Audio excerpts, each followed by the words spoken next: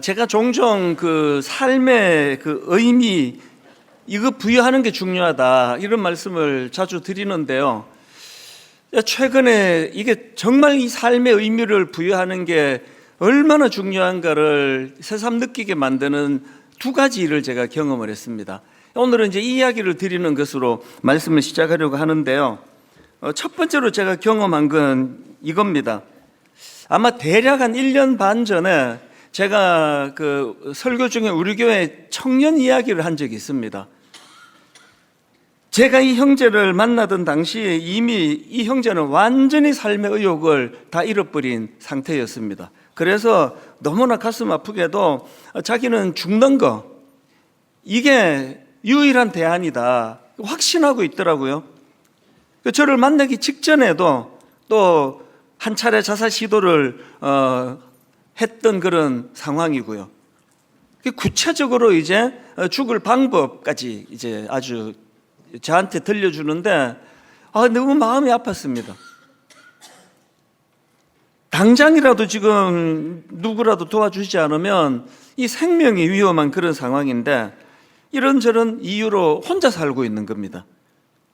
너무 그것이 마음이 아파서 제가 우리 교회에 우리 형제 도와줄 좋은 어른들이 많으시다, 그래서 허락해 주면 내가 예배 시간에 형제 이야기를 좀 해도 되겠느냐, 그래서 이 설교를 듣고 은혜를 받은 어른이 우리 형제의 좋은 멘토가 될 수 있도록 도와주겠다.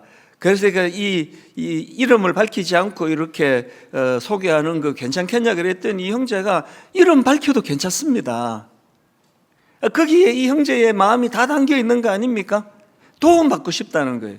완전히 나는 절망이고 나는 죽는 것이 최선이고 이런 이야기를 계속 하는데 또 한편으로 도움을 받고 싶은 마음이 있는 겁니다. 그래서 제가 설교 시간에 이 형제 이야기를 하고 또 우리 이 형제에게 좋은 멘토가 되어줄 분 있으면 도와달라 그랬더니요, 고맙게도요, 제 기억으로 그날 오후에 연락이 왔습니다.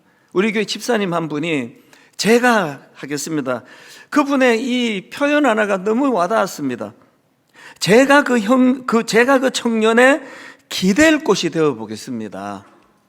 그래 이후에 이제 너무 고마운 이야기들이 많이 들려졌고요. 그리고 한 1년 반 정도 제가 이제 잊고 있었습니다. 형제를 잊고 있었는데 지난 연말에 이제 소식이 들려지기 시작하는데요. 이게 너무 제가 감격했습니다. 이 형제가 한양대학교 대학원에 석사과정으로 그렇게 이제 지원을 했는데 놀라운 결과가 나왔는데요. 이분이 한양대학교 대학원 석사과정에 전액 장학생으로 합격이 됐다는 겁니다. 제가 너무 형제를 노출시키지 않으려고 이 과를 제가 밝히지 않지만요, 상당히 전망이 좋은 과예요.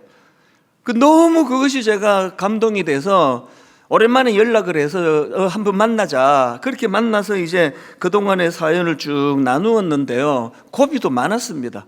이 형제 마음에 갈등도 많았고 그랬는데 제가 이런 이야기를 했습니다. 아니 그 한양대학교 교수님, 이거 심사하신 교수님이 당신의 먼 과를 보셨기 때문에 전액 장학생을 장학생으로 선정한 거 아니냐. 그러면 제가 격려를 많이 해 주었던 그런 적이 있었습니다. 제가 그 형제를 만나서 대화하면서 이 사람이 이 목표를 갖는다는 거, 한양대학교 대학원에 내가 입학을 해야 되겠다. 그리고 또 그 이후에 목표가 있었겠죠. 내가 이 전공을 하고 논문을 써서 내가 이런 일을 내가 하면서 살고 싶다. 그 목표가 사람의 표정도 바꾸어 놓던데요. 참 우리 어른들이 우리 다음 세대 청년들을 위하여 기댈 수 있는 덩이 돼주는 이 일이 이런 아름다운 열매를 가져다 주는구나. 그래서 제가 참 마음이 기뻤던 기억이 있습니다. 그런가 하면은 제가 경험한 두 번째 이야기는 이겁니다. 우연히 TV 인터뷰 프로그램을 보는데요, 그 서울의 어느 고등학교 국어를 가르치는 선생님이 나오셨어요. 윤혜정 선생님. 제가 이분에게 굉장히 감동을 받았습니다. 이분이 또 대단한 게요, 2007년도부터 EBS 강의를 시작해서 지금까지 누적 수강생이 약 250만 명이랍니다. 누적 조회수가 1억 회를 기록할 정도로 국어 전문 강사님인데요. 아니 이분이 인터뷰하는데 깜짝 놀랄 말을 하는 겁니다. 뭐 워낙 이제 EBS에서도 알려지고 유명 강사니까 사교육계에서 이제 이분을 스카웃하려고 그런 것 같아요. 그러면서 그 스카웃을 아주 혹하게 해야 이제 스카웃이 되잖아요. 엄청난 제안을 했더라고요. 당신이 국어 교사 연봉으로 받는 그 연봉의 100배를 주겠대요. 이게 어느 정도인가를 제가 계산해 봤어요. 지금 격하게 반응하시는 분이 계시는데요. 저는 저런 분을 좋아해요.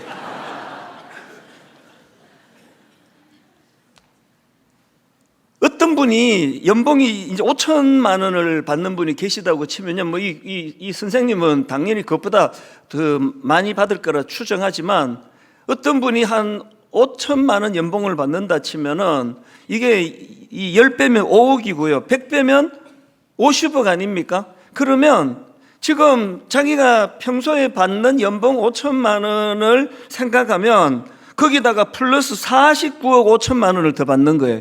매년 49억 5천만 원씩을 더 주겠다는데 이게 얼마나 놀라운 제안입니까? 그런데 거절했다는 거예요, 이분이.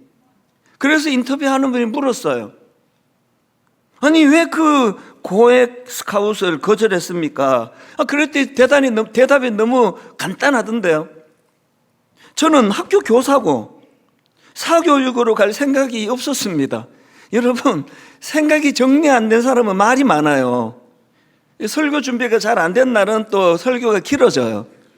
이렇게 정리가 된, 생각이 정리가 된 사람은 말이 복잡하지 않고요. 이거 뭐 고민하는데 뭐 일주일 걸렸다, 잠을 못 잤다 이런 거 없습니다. 너무 간단하잖아요.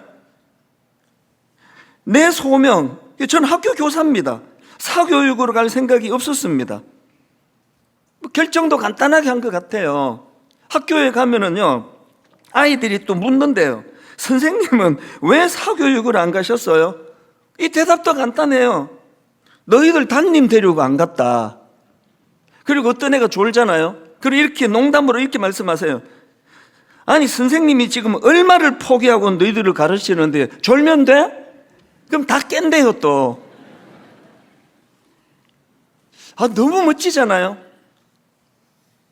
이분은 자기 삶의 목표가 뚜렷했기 때문에 거기에 의미를 부여하고 있었기 때문에 의미 없이 100배의 돈을 받는 것에 대하여 뭐 유혹이 없었다 그러면은 그건 뭐 로봇이고요. 왜 유혹이 없었겠냐고요. 그 남편께서 그거 어떻게 허락하셨을까요? 제가 생각을 해봤습니다.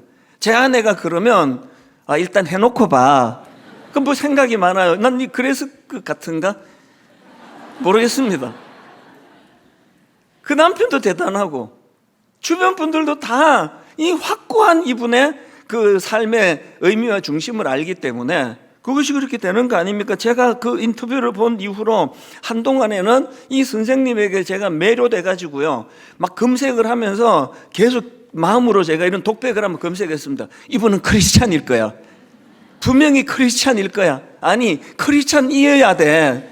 막 검색하면서 제가 하나님께 막 강요를 했습니다. 답을. 하나님, 이분 크리스찬 맞죠? 맞죠? 그러면서 막 검색을 하다가 놀라운 걸 발견했는데 이분이 크리스찬인 거예요. 정말 기뻤습니다. 왜 기뻤습니까? 우리 예수 믿는 분들 중에도 이런 분 좀 있으면 얼마나 우리에게 이 힘이 되느냐고요. 그래서 제가 이 여선생님을 생각하다가 성경의 인물 모세가 불쑥 떠올라졌는데요. 모세도 같은 케이스입니다. 히브리서 11장 24절을 보십시오. 믿음으로 모세는 장성하여 바로의 공주의 아들이라 칭함받기를 거절하고 도리어 하나님의 백성과 함께 고난받기를 잠시 죄악의 낙을 누리는 것보다 더 좋아하고, 여기 나오는 모세가 장성해서 바로의 공주의 아들이라 칭함받기를 거절하고, 이걸 저는요 오늘 이 시대에서 볼 수 있으니 너무 감사한 거예요. 지금 교사 연봉에 100배로 주는 것을 거절하고 도리어 지금 내가 맡고 있는 이 일을 더 좋아하고, 여러분 우리가 뭐 이 정도의 어떤 놀라운 믿음으로 그것을 살아갈 수는 없다 할지라도 우리가 삶 속에서 어떤 삶의 방향이 있고 내가 가야 하는 길이 있고 그래서 잘 흔들리지 않는 그 중심을 가지고 있다면 이게 시냇가에 심은 나무 바람에 나는 교회의 특징은 중심이 없습니다. 바람 부는 대로 그냥 어지럽지만 바람에 나는 교는 뭐 항상 뭐 제자리예요. 뭐 확 갔다가 또 확 왔다가 오늘 우리는 시냇가에 심은 나무, 요동하지 않는 이런 중심을 오늘 이 시대에서도 보여주고 있는 것, 이것이 너무 위로가 됐습니다. 여러분, 제가 지난주 설교 시간에도 말씀드렸잖아요. 심리학과 철학에서는 인간의 행복을 두 가지로 나누어 생각한다. 하나는 쾌락적인 행복, 헤도니아. 또 하나는 자아실현적인 행복, 소명적 행복, 에우다이모니아. 우리는 이 쾌락적인 행복을 추구하는 이 세상이 우리를 끊임없이 강요하는 게 이거 아닙니까? 이게 쾌락적인 거 한 번밖에 없는 인생인데 즐겨야지. 온 세상이 우리를 이렇게 유혹하고 돈 많이 주는 대로 가야지. 무슨 보람은 무슨. 이런데 우리가 흔들릴 수밖에 없지만 정답은 알고 살자는 거예요. 그게 우리를 행복하게 하는 게 아니라, 제가 이런 생각을 해봤죠. 이 선생님이 혹 해가지고 100배 주는 그런 연봉 100배 사교육을 갔다고 생각해 보세요. 여러분, 그 어느 사람을 스카우트 할 때 아무 생각 없이 뭐 100배씩 주겠습니까? 그 영혼이 피폐해가지고 어마어마하게 힘들었을 거예요. 이런 중심을 알고 있는 거, 이게 신앙생활에 또 성령님께서 우리를 삶 속에서 인도해 주시는 방식이라고 저는 생각을 합니다. 여러분, 우리가 항상 이런 데 연약한 자들이에요. 저도 마찬가지입니다. 항상 눈에 보이는 거, 눈에 큰 거, 눈에 인정받는 거, 이런 데 늘 목마른 게 우리 인생이지만, 그러나 주님께서 정해주시는 이 삶의 원리를 따라 자아실현적인 행복, 소명을 갖고 살아가는 그 삶의 행복이 있다. 이걸 항상 우리가 믿음으로 이거 정답이야, 난 정답은 알아, 이렇게 살아가는 성도님들 되시기를 바랍니다. 오늘 본문에도요, 바로 이런 에우다이모니아적인 행복을 추구했던 인물이 나오는데, 그게 본문을 기록한 사도 바울이에요. 지금 바울이요, 참 중요한 결정을 하고, 그래서 에베소에 있는 장로님들을 청해가지고 이제 기도 제목을 나눕니다. 그게 본문 사도행전 20장 22절 23절입니다. 바울이 이렇게 기도 제목을 나눕니다. 보라, 이제 나는 성령에 매여 예루살렘으로 가는데 거기서 무슨 일을 당할는지 알지 못하노라. 오직 성령이 각성해서 내게 증언하여 결박과 환난이 나를 기다린다 하시나. 어떤 상황인지 아시겠죠? 바울이 지금 거기에 꼭 가야 될 어떤 사명이 있는데 거기는 너무 위험하다는 거예요. 여러분, 실제로 바울이 결단하여 그렇게 예루살렘으로 갔을 때 바로 체포되고, 그리고 구금되고, 그리고 암살 위협에 시달리고, 그리고 큰 줄거리로 결국은 그 과정에서 순교하거든요. 거기에 목숨을 이제 바친다는 거죠. 그러면서 이제 장로님들과 함께 이런 자기의 삶을 나누는데, 그러면서 끝에 한마디를 더 붙이는 게 24절입니다. 내가 달려갈 길과 주 예수께 받은 사명, 곧 하나님의 은혜의 복음을 증언하는 일을 마치려 하면은 나의 생명조차 조금 더 귀한 것으로 여기지 아니하노라. 주저함 없이 갈 수 있는 것, 그게 사명이거든요. 저는 이런 내용을 다루고 있는 오늘 본문을 묵상하면서 저 자신을 돌아봅니다. 바울이 이렇게 의미 없이 인생을 낭비하며 사는 것보다 의미 있는 곳에서 죽는 것이 낫다. 제가 그 미국의 존 파이프 목사님 이 구절을 가지고 설교한 내용을 듣다가 보니까 그렇게 해석을 하더라고요. 의미 없이 오래 사는 것보다 의미 있게 살다가 죽는 것이 낫다. 여러분 어떠세요? 그래서 오늘 저는 이런 차원으로 우리 자신들을 한번 돌아보고, 특히 오늘 우리 젊은이들을 축복하는 예배, 우리 3040을 포함해서 20대, 10대 우리 자녀들을 위하여 기도할 때 하나님, 우리 자녀 세대가 이 원리를 가지고 살아가기를 원합니다. 우리도 마찬가지고요.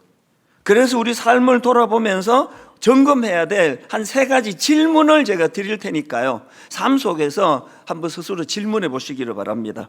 첫 번째로요, 무슨 질문을 해야 되느냐? 내 인생의 목표는 무엇인가? 나는 목표가 있나? 그 목표가 뭐지? 자꾸 점검해야 됩니다. 사도행전 20장 24절 본문 앞부분 보십시오. 내가 달려갈 길과 주 예수께 받은 사명, 이렇게 말씀을 시작하는데요. 여기 나와 있는 달려갈 길, 이게 헬라어로 드로모스라는 단어인데요. 이 달려갈 길, 이거는 글자 그대로 달리기, 경주, 인생의 행로, 이런 뜻을 가진 단어입니다. 지금 바울이 자기 사명을 돌아보고 점검하면서 지금 어떤 단어를 쓰고 있습니까? 지금 경기장에서 목표를 향해 전력 질주하는 그 이미지를 지금 여기 사용하고 있는 거거든요. 여러분, 지금 여기 나오는 이 드로모스라는 이 단어가 갖고 있는 이미지는 뭐라고 표현할 수 있습니까? 경기장에 선 선수들은 모든 선수들에게는 목표가 있잖아요. 그리고 더 중요한 게 뭐죠? 트랙을 벗어나면 실격이에요. 그런 경우들이 종종 나오잖아요. 바울이 지금 강조하고 있는 게 뭐죠? 제가 청소년 사역할 때 우리 중학생, 고등학생들한테 이런 단어는 너희들 무조건 외워야 돼, 그렇게 강조했던 단어들 중에요, 잠언 29장 18절이 있습니다.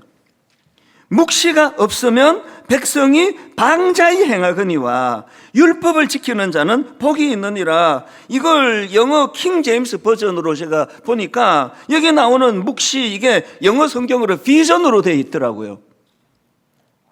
하나님께서 주시는 비전이 없으면, 그 묵시가 없으면 사람은 방자히 행한다. 오늘 여러분 우리 주변을 한번 보세요. 미국을 보세요. 유럽을 보세요. 우리나라를 보세요.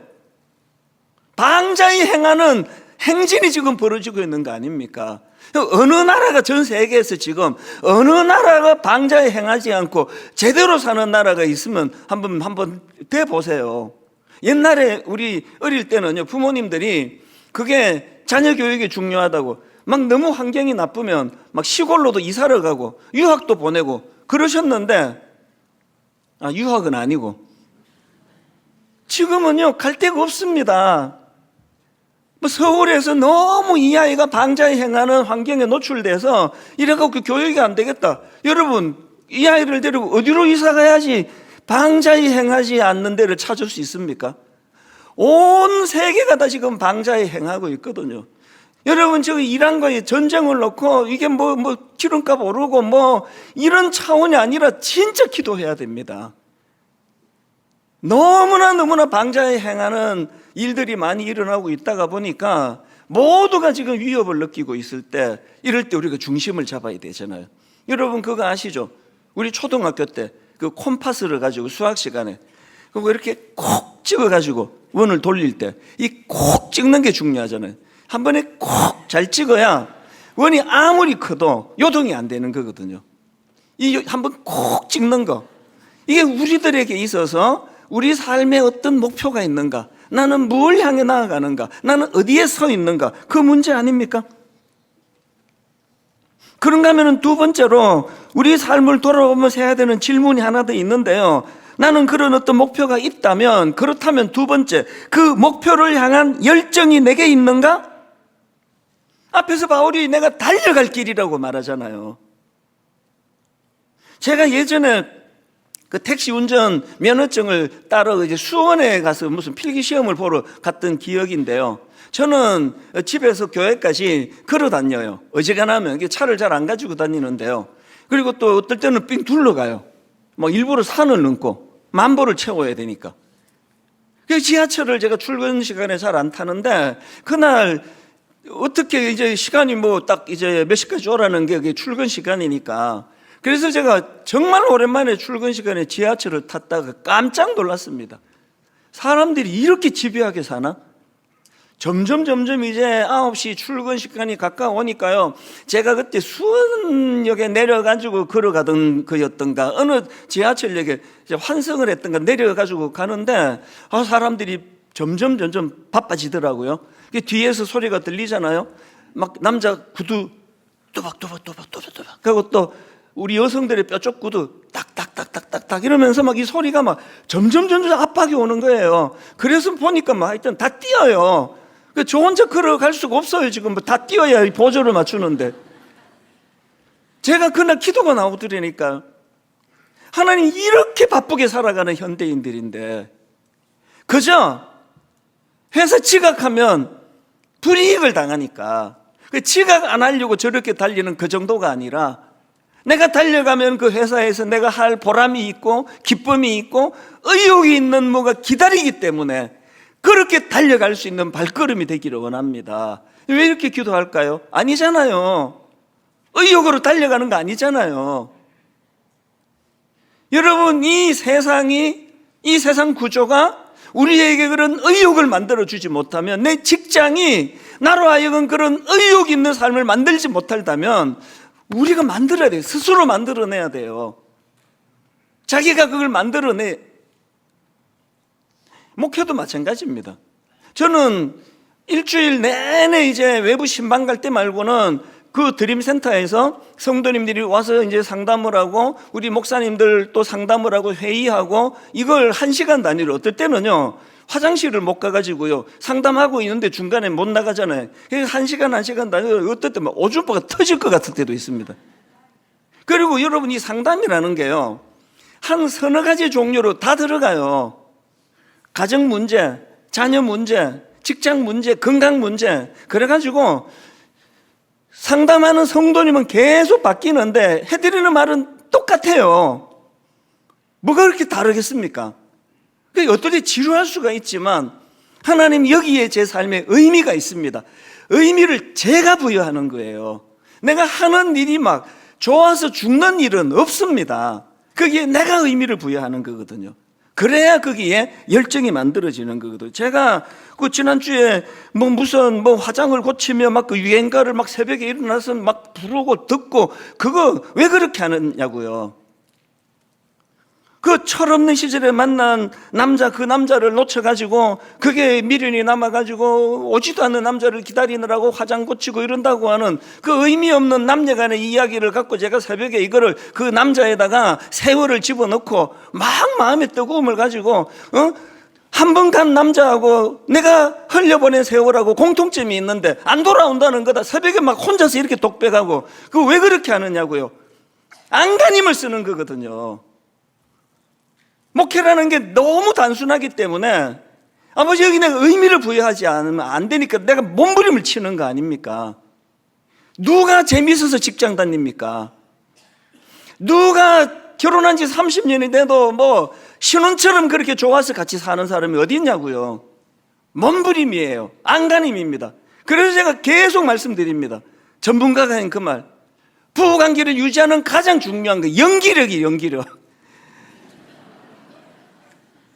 우리가 하나님 앞에서 몸부림을 치는 거예요. 아버지 은혜 주신다면 내가 한번 은혜를 받고 달려가기를 원하는데 아버지 저에게 목표를 주시고 그리고 그 목표를 향하여 달려갈 수 있는 열정을 허락하여 주시옵소서. 구하지 않으면 우리 안에는 시간 지나면 나태해지고 시간 지나면 게을러지고, 저는 저 자신에게 요즘에 자꾸 묵은 닭이라는 표현을 써요. 뿅아리 같이 제가 신선하게 40대 때 흰머리도 없이 목회를 제가 개척했는데 지금은 제가 묵은 닭이에요. 고기가 질겨요. 고집도 세고. 어떻게 해야 됩니까? 은혜를 구하는 거죠.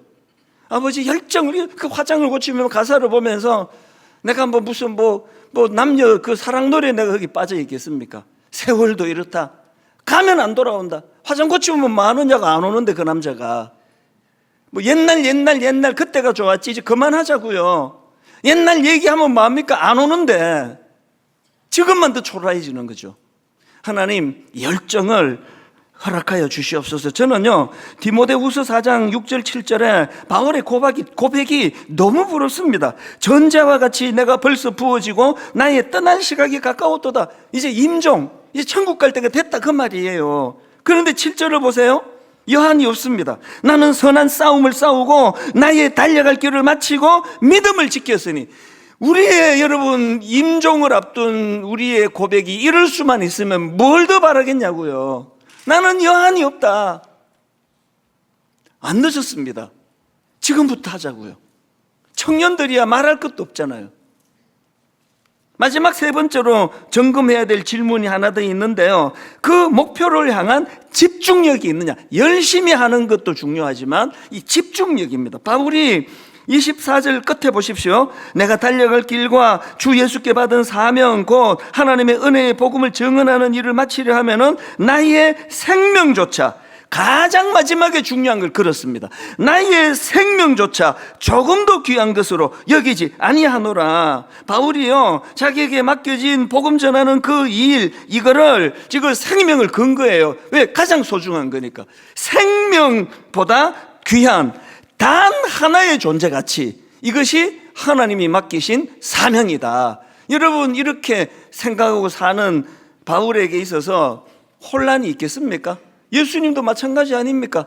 고난주간 이제 내일부터인데요, 예수님이 십자가상에서 7마디 하신 거, 그 중에 참 소중한 말씀이 다 이루었다예요. 십자가에서 내가 실패하고 간다, 이랬으면 우리 다 끝이에요. 다 이루었다. 주님이 뭘 이루셨습니까? 십자가 하나예요. 이 십자가를 통하여 이찬수 목사도 구원하고 누구누구도 구원하고 누구누구도 구원하고, 그 십자가 사역 하나에 모든 걸 다 거셨기 때문에, 거기에 집중했기 때문에 마귀가 3가지 가지고 주님을 300가지를 가지고 유혹해 보세요. 넘어가는 거, 이게 집중력이에요. 왜 이렇게 흔들립니까 우리는? 아까 그 윤 선생님, 학교 연봉에 100배를 주겠다고 해도 흔들리지 않는 게 집중력이에요. 제가 외부 활동하지 않는 거, 이유가 그거 아닙니까? 저는요, 제 자신을 잘 알아요. 저는 한국교회를 살리는 그릇이 아니에요. 그 대외 활동 안 합니다. 분당 우리 교회 하나도 버거워요. 여기에 모든 걸 걸어도 이게 될까 말까 한데, 여기 기웃 저기 기웃, 그래서 뭐가 되겠냐고요. 부부싸움도 안 한다고 제가 여러 번 얘기했잖아요. 에너지 그런 데 쓰고 싶지 않거든요. 이해해 뿌리면 되는데, 그래 당신 말이 맞다, 끝. 더 이상 뭔 얘기가 나오겠냐고요. 여러분, 대인관계에서도요, 그 좀 쓸데없는 에너지 좀 쓰지 마세요. 네가 올래 내가 올래 그거 시시비비 가려가지고 뭐가 좋습니까? 그래 그냥 네 팔뚝 굵다 그럼 끝나요. 그런데 에너지 쓰지 않는 거예요. 한 방향을 향하여, 한 포인트를 향하여. 제가 언젠가 그 영화 빠삐용 그 대사 이야기를 한번 해드린 적이 있는데 기억하실 겁니다. 이 영화 주인공이 너무 억울해요. 모함을 당했죠. 누명을 썼죠. 아내를 죽이지도 않은 아내를 이 남편이 죽였다. 그러니까 기가 막히는 거 아닙니까? 그 감옥에 갔습니다. 너무나 억울하면요, 그게 꿈으로도 막 나오잖아요. 이 주인공이 꿈을 꾼 거죠. 그 꿈에서도 이제 그 지옥의 재판관을 만나 하소연을 해요. 재판관님, 억울합니다. 저는 결백합니다. 저는 아내를 죽이지 않았습니다. 아시지 않습니까? 그랬더니 그 재판관이, 그래, 너 사람 안 죽였다. 너는 살인과 관계없다. 더 억울하잖아요. 그래서 너무 억울해서 이 주인공이, 아니 그럼 제가 무슨 죄로 이런 고통을 당해야 됩니까? 그랬더니 꿈에서 이 재판관이 이런 말을 했습니다. 그거? 너는 인생을 낭비한 죄, 시간을 낭비한 죄를 저질렀다. 그 영화의 그 한마디가요, 여러분 우리가 여기에 그런 끔찍한 짓을 저지른 분들이야 거의 안 계시겠죠. 그러나 여러분이 지금 시간을 낭비하는 죄가 어떤 죄인지 아십니까? 살인은 남을 죽이는 거기 때문에 진짜 하면 안 되는 일이지만, 시간을 낭비하는 건 천천히 나를 죽이는 일이라는 거죠. 여러분, 바울처럼 의미 없이 오래 사는 게 아니라 의미를 구현하다가 일찍 죽고 싶다. 이제 저는 이 3가지 질문을 여러분께 드렸잖아요. 내 인생의 목표는 무엇인가? 둘째, 그 목표를 향한 열정이 있는가? 셋째, 목표를 향한 집중력이 있는가? 이 질문을 여러분들이 이제 하실 때마다 꼭 기억해야 될 3가지가 또 부차적으로 따라오는데, 간단하게 제가 설명을 드리고 이제 말씀을 마무리하려고 합니다. 여러분, 내 인생의 목표는 뭔가? 그 목표를 향한 열정은 뭔가? 열정이 있는가? 그 목표를 향한 집중력이 내게 있는가? 이거를 점검할 때마다 3가지 전제가 있습니다. 첫째가요, 여러분, 사명은요, 내가 정하는 게 아니라 주님께로부터 오는 거라는 사실이에요. 본문 24절을 보십시오. 내가 달려갈 길과 그 다음 보세요. 사명을 설명하면서 주 예수께 받은 사명이래요. 여러분 좋아하는 거 하고 사는 것도 좋은 일이에요. 그러나 그걸 전부 주의 뜻이라고는 말하지 마세요. 여러분 잠언 19장 21절이요. 사람의 마음에는 많은 계획이 있어도 오직 여호와의 뜻만이 완전히 서리라. 여러분 하고 싶은 일하고 사는 거 그거 거의 하나님 뜻 맞아요. 그러나 자꾸 질문해야 돼요. 하나님 이게 하나님 뜻입니까? 이렇게 하는 게 하나님의 뜻인지요? 왜? 그 주체가 내가 아니고 주님으로부터 부여받는 것이기 때문에요. 갈라디아 1장 10절 이제 내가 사람들에게 좋게 하랴 하나님께 좋게 하랴 사람들에게 기쁨을 구하랴 내가 지금까지 사람들의 기쁨을 구하였다면 그리스도의 종이 아니니라. 사명이 내가 정하는 게 아니라 주님께로부터 받는 것이라면 항상 그분을 의식해야 돼요. 두 번째로요, 우리가 기억해야 될 게 뭐냐, 우리의 목표는요 이기는 것이 아니라 완주하는 거예요. 여러분 우리 청년들 꼭 들으셔야 됩니다. 본문 24절을 보십시오. 내가 달려갈 길과 주 예수께 받은 사명 곧 하나님의 은혜의 복음을 증언하는 일을 뭐 한다고요? 마치려 하면은 세상은 자꾸 우리를 경쟁으로 몰고 가잖아요. 근데 이겨야 돼. 꺾어야 돼. 초등학교 교실에서부터 그거를 조장하잖아요. 그래서 제가 고3부 지도할 때 시험 기간이 되면 노트 훔쳐가는 라이벌 노트 훔쳐가는 애가 있고 저 애가 망쳐야 내가 산다는 것 때문에 그 얼마나 비극적인 현장이 있냐고요. 하나님은 우리를 이기는 게 목표가 된다 말씀 안 하세요. 완주하는 게 목표세요. 우리가 완주하는 거. 제가 앞에서 여기 나오는 달려갈 길, 이게 경주하는 운동장을 배경으로 한 단어라고 말씀을 드렸는데요. 세상은 자꾸 옆에 봐라, 옆에 봐라. 너 이겨야지, 이겨야지. 그래서 자꾸 끊임없는 질투를 유발하게 만드는 거거든요. 우리는요, 이 사람 이기려고 태어난 거 아니에요. 제가 30대 때 너무 창피한데요. 경쟁심이 많아요, 제가.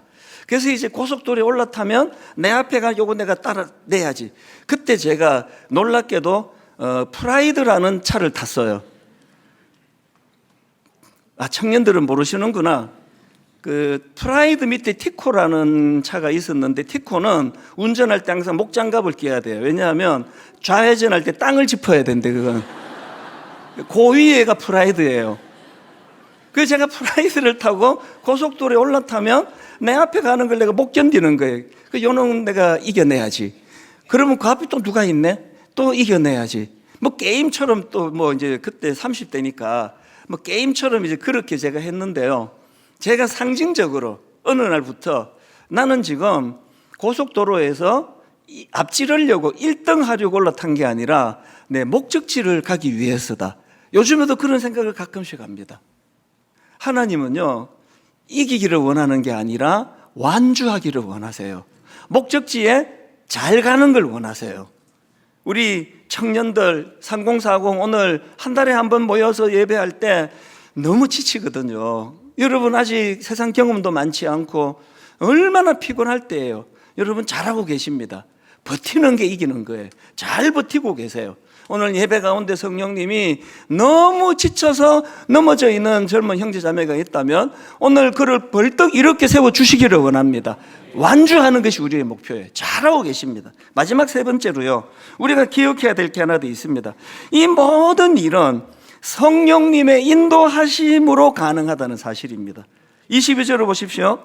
보라, 이제 나는 성령에 매여 예루살렘으로 가는데 거기서 무슨 일을 당하는지 알지 못하노라. 오직 성령이 각 성마다 내게 증언하여 결박과 환난이 나를 기다린다 하시나. 여러분, 바울이 성령에 매여 예루살렘으로 향하여 갔던 것처럼 우리의 일상이 성령님의 다스림이 있어야 돼요. 작은 결정을 내릴 때도 여러분 한 1분만 멈추세요. 성령님, 제가 이런 결정을 하려고 하는데 성령님 지혜를 주시기 원합니다. 저는 걷는 걸 좋아하기 때문에요, 그럴 때마다 여러 번 말씀드렸죠. 저하고 말을 많이 하고요, 그리고 성령님과 대화를 해요. 그냥 길 가면서 눈 뜨고 눈 감고 하면 안 되잖아요. 그냥 길 가면서 성령님 지혜를 주세요. 목회는 성령님 지혜더라고. 제가 해보니까 성령님 지혜를 주세요. 정확한 판단력을 주세요. 여러분, 담임 목사가요 뭐 하나 판단 한번 잘못하면은요 이거는 돈으로 환산할 수 없는 혼란한 일이 일어나거든요. 일만성도 파송운동, 이게 만약에 하나님의 뜻이 아니었다면 우리 교회가 풍비박산이 났을 거예요. 늘 그게 두렵거든요. 그래서 제가 성령님, 저는 우둔합니다. 지혜를 주세요. 판단력을 주세요. 그리고 성령님, 저의 마음을 지켜주세요. 흔들리지 않게 해주세요. 또 많이 하는 거, 말 실수하지 않게 도와주세요. 목사가 말 실수 한마디 하면 치명적이에요. 말 실수하지 않게 해주세요. 결론을 제가 이렇게 내리기 원합니다. 여러분, 이 사명이 위로부터 오는 것이라면, 하나님께로부터 오는 것이라면 우리는요 그 하나님의 마음을 헤아리는 훈련이 필요해요. 그래서 오늘 이 찬양은요 바로 오늘 설교 전체를 아우르는 요약된 결론을 담은 찬양이라 할 수 있습니다. 우리들의 찬양 45번이요. 아버지, 당신의 마음이 있는 곳에 나의 마음이 있기를 원해요. 저는 하나님께 공감 능력을 구하는데 이게 잘 안 될 때가 많아요. 우리 아이들에게도 제가 많이 느껴요. 우리 아이는 사실은 이걸 원하는데, 그리고 이런 말을 할 때는 이거를 원하는데 한참 뒤에, 한 열흘 뒤에 큰애가 이런 뜻으로 말을 했구나. 저는 그게 참 우둔한 사람이에요. 그래서 아버지, 당신의 마음이 있는 곳에 나의 마음이 있기를 원해요. 아버지, 당신의 눈물이 고인 곳에 나의 눈물이 고이길 원해요. 아버지, 당신이 바라보는 영혼에게 나의 두 눈이 향하기를 원해요. 이게 전부 다 사명이거든요. 우리 가사를 생각하시면서 오늘 하나님, 우리가 소원하셔야 돼. 이 세 가지 질문. 하나님, 아무 의미 없이 살아가는 100년보다 아버지, 내 인생을 걸 수 있는 사명과 목적을 가지고 사는 인생이 되기를 원합니다.